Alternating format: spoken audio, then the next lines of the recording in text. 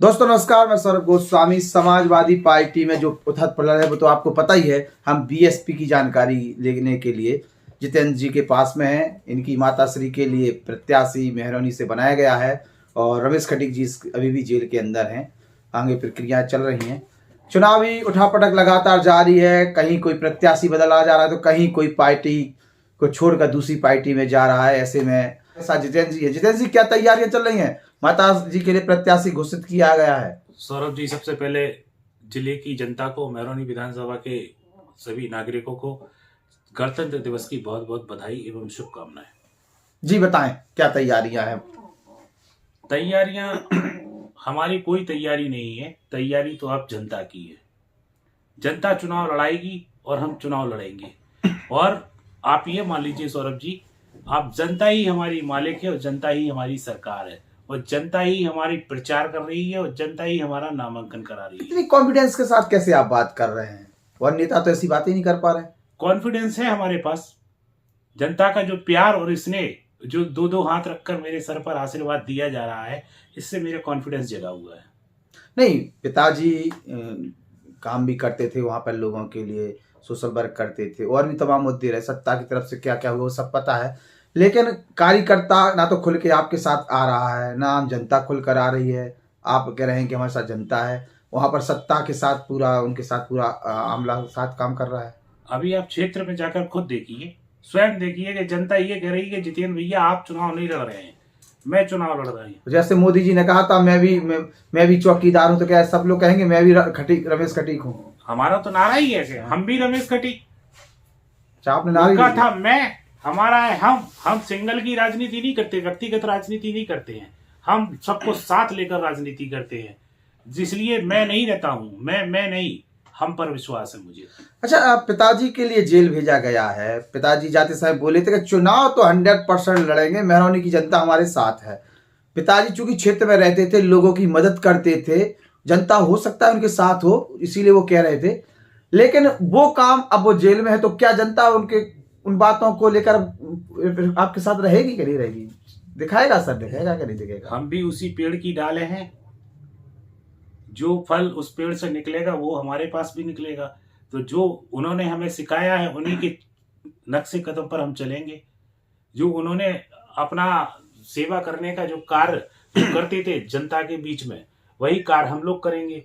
उनके ही कार्य को आगे बढ़ाएंगे और उनके पद चिन्हों पर आगे बढ़ेंगे। जितेंद्र जी, चाहे मांझनी गेट की बात हो, जब विवाद हुआ, मंत्री और आपके पिताजी आमने सामने रहे, कोविड में काम करने की बात को लेकर वो मैंने खुद देखा, कई बार अधिकारी घर तक आए काम को रोकने के लिए कि लोगों के लिए आप जिस प्रकार का डिस्ट्रीब्यूशन क्यों कर रहे हैं, खाने पीने के सामान क्यों वितरित कर रहे हैं। एक तरह आपने लंगर भी चलाया, वो भी देखने आया। जब सत्ताधारी नेता घर के अंदर छुपे हुए थे, उस समय आपके पिताजी अपनी जान की परवाह ना किए लोगों की मदद कर रहे थे, लोगों की मदद कर रहे थे। ऐसे में वो काम, और इसके बाद ललितपुर में जिस प्रकार से पिताजी को भूमाफिया घोषित किया गया, उस काम को भुला दिया गया। एक मीडिया का एक बहुत बड़ा वर्ग पीछा करता रहा और अब तो लोग ये कह रहे हैं कि फ्री फंड की कम से कम पिताजी का प्रचार कर दिया मीडिया ने, पैकेज देना पड़ता वरना।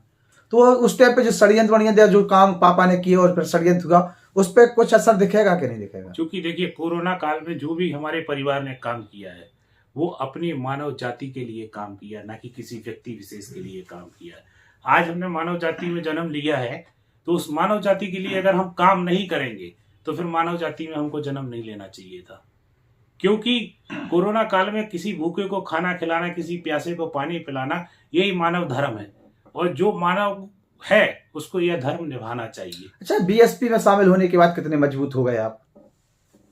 देखिए, मजबूत जनता करती है। जनता के बीच में हम हैं। जब हमारी जनता मजबूत है तो हम मजबूत हैं। अच्छा, जातिवाद पर चुनाव ज्यादा हो रहा है और घमासान आप देख ही रहे हो, सभा में भी घमासान हो गया। सुनने में आ रहा है कि जो प्रत्याशी घोषित हुए थे उनकी टिकट काट के नए प्रत्याशी बना दिए। कभी जिलाध्यक्ष बदले जाते हैं, कभी प्रत्याशी बदले जाते हैं। खटीक समाज छोटी सी समाज है, छोटे से वोट बैंक है। कहाँ हैं आप? दिख ही नहीं रहे कहीं कहीं दूर दूर तक। पर आप देखिएगा, सन 2006 में लोधी कितने वोट, अहरवारों कितने वोट, कुशवाहा कितने वोट। कुशवाहा मतलब जीत की गारंटी, ऐसे में खटीक मतलब कुछ है ही नहीं। आप एक बात देखिए, सन 2000 में जब मेरे पिताजी, जातिगत वोट जो है खटीक समाज का 100-150 वोट था। इसके बाद भी हम लोगों को 10,000 वोट मिले। ये चुनाव किसी जातिगत का नहीं होता है, चुनाव व्यक्ति का होता है, व्यक्ति के स्नेह पे होता है, व्यक्ति के काम पर होता है। तो अगर मेरे पिताजी ने काम नहीं किया होता तो कहाँ से 2000 में चुनाव, जब 2000 के चुनाव नगर पालिका अध्यक्ष का लड़े थे तब 10,000 वोट मिले थे। 2002 में हम लोग चुनाव लड़े बसपा से विधानसभा का, तब हमको 40,000 वोट मिला। और आपने देखा होगा कि 2006 में सामान सीट पर निर्दलीय रूप में हमने चुनाव लड़ा और 13,000 से अधिक मत पाकर 3,000 वोटों से हम लोग विजय श्री हासिल की थी नगर पालिका अध्यक्ष। तो क्या हमारी समाज अगर कम तादाद में है तो फिर भी हम उस पद पे पहुंचे? तो ये तो व्यक्ति के कार्यों की सराहना के उपकार मिलते हैं। जो जनता अपना आशीर्वाद और प्यार जो देती है, ये केवल उस व्यक्ति के कार्य पे मिलते हैं जो समाज की सेवा में हमेशा अग्रणी होता है। आपकी माता जी चुनाव लड़ रही हैं, चुनाव प्रचार में जाएंगी कि नहीं जाएंगी? बिल्कुल जाएंगी। क्या मुद्दा रहेगा वोट मांगने की मम्मी के लिए खास तौर से? देखिए, मुद्दा हमारा है केवल शिक्षा और स्वास्थ्य और कानून व्यवस्थाएं। सबसे पहले हम अपने लोगों को शिक्षित बनाएंगे, उनके स्वास्थ्य का ख्याल रखेंगे और जो कानून व्यवस्था है, जो आप देखते हैं कानून व्यवस्थाओं में जो गुंडागिर्दी चल रही है, जो प्रशासन की गुंडागिर्दी है, जिस तरीके से जैसे मेरे पिताजी को षड्यंत्र करके उनको जेल भेजने का काम जो है षड्यंत्रकारियों ने किया है, जो सत्ता में बैठे, जो सत्ता की हनक से उन्होंने एक काम कराया है कि रमेश खटीक को कैसे रोका जाए, चुनाव लड़ने से कैसे रोका जाए। तो रमेश खटीक को तो रोक सकते हैं, लेकिन क्षेत्र की जनता को रमेश खटीक बनकर स्वयं क्षेत्र की जनता आज चुनाव लड़ रही है, उसको कैसे रोकेंगे? अच्छा जितेंद्र जी, आपने पापा का जिक्र कर दिया, एक उसी धाराओं में और भी लोग पर आरोप थे, उन्हें गिरफ्तार नहीं किया गया कि रमेश खटीक को अंदर डाल दिया गया, न्यायालय में सुनवाई हुई है कुछ? देखिए, ये एक साजिश थी, केवल रमेश खटीक टारगेट थे, ना कि कोई और था। उस मुकदमे में 4 लोग और थे, लेकिन उनमें से किसी को नहीं छुआ गया, ना किसी को बोला गया, केवल मेरे पिता को उठाकर और जेल में डाल दिया। ये राजनीतिक साजिश थी केवल चुनाव से रोकने के लिए। आज मैं आपको सौरभ जी बता देता हूं कि आज मेहरौनी की एक एक व्यक्ति रमेश खटीक के रूप में 2022 का विधानसभा का चुनाव लड़ रहा है। अच्छा, आपको आने वाला समय, आपको जब 10 मार्च को जब काउंटिंग होगी तो आप देख लेना कि जो आज मेरे शब्द है वही शब्द आपको मशीनों द्वारा निकलते मिलेंगे। आपने पाली में भी काम किया है, और बानपुर में भी आप लोगों ने, चाहे वो सब रथ की बात हो चाहे एम्बुलेंस की बात हो, किया है। वहाँ की जनता क्या कह रही है? कुछ साथ में कार्यकर्ता तो कोई दिख ही नहीं रहा, आप ही अकेले दिखते हैं। देखिए, ऐसा है, ये मानव धर्म है और मैं मानव धर्म निभा रहा हूँ। क्या हो रहा है, किसको क्या दिया गया, किसको क्या नहीं दिया गया, ये हम मानव सेवा में लगे हुए हैं। मानव सेवा कर हम लोग ये नहीं देखते कि हमको इसका क्या लाभ हो रहा। मानव सेवा ही हमारा केवल कर्म है। जब मानव का जीवन लिया है तो केवल। अच्छा, नामांकन कब कर रहे हैं? नामांकन बता दीजिए। बहुत जल्दी।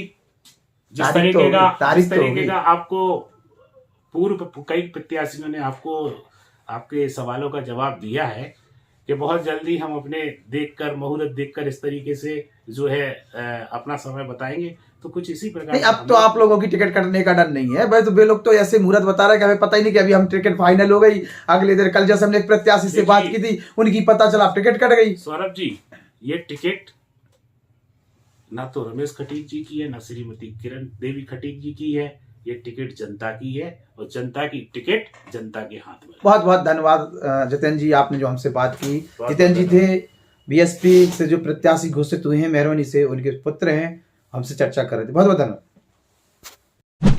हमारे YouTube channel the Bundelkhand post को सब्सक्राइब करें